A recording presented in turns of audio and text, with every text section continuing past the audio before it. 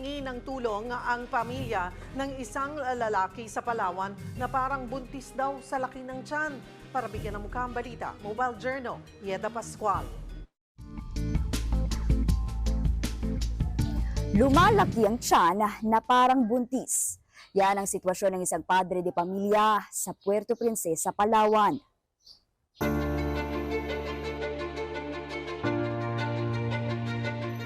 Hirap ng lumakad at hindi na makapaghanap buhay ang 58 anyos na si Roberto de la Cruz. Yan ay dahil sa laki ng kanyang tiyan. Nagsimula po yung karamdaman ng tatay namin year 2019 nung wala po siya ibang naramdaman maliban lamang po sa bukol na nagtubo sa kabilang party po ng tiyan niya. Tapos ang sabi rin po sa amin, baka ang sanhi din po nito is yung sa pagbubuhat niya po ng mabibigat since siya po ay farmer, kaya nagkaroon po siya ng bukol. Dahil kapos sa pinansyal at inabutan na sila ng lockdown noon, hindi na natuloy ang gamutan ni Tatay Roberto. Ayon sa isang surgeon, ang splenomegaly o abnormal na paglaki ng spleen ay bihirang mangyari.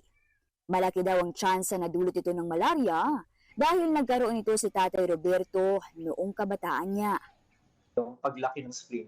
Karamihan ng mga pasyente dyan may problema sa dugo. Kaya alam natin na ang malaria na nakukuha sa mga lamok na napupunta sa ating sa dugo ng mga tao. Nasisira niya yung red blood cells ng tao. At yun, pwede siyang maka-apekto dun sa spleen. Ngayon, hindi natin alam kung yun lang ba talaga yung dahilan ng pagkalaki ng spleen niya. Maaaring may iba pang karamdaman siya. Ayon sa doktor ni Tatay Roberto, kinakailangan na siyang maoperahan sa lalong madaling panahon.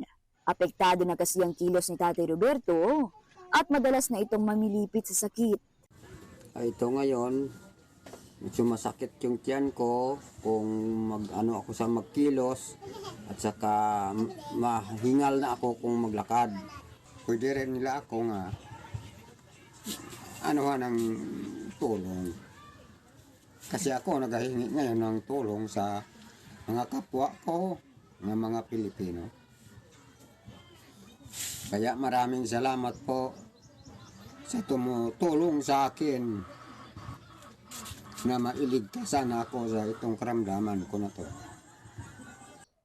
Ako po si Mobile Journal Yeda Pascual, nagpapaalala na ang bawat may karamdaman ay kailangan din ng kalinga.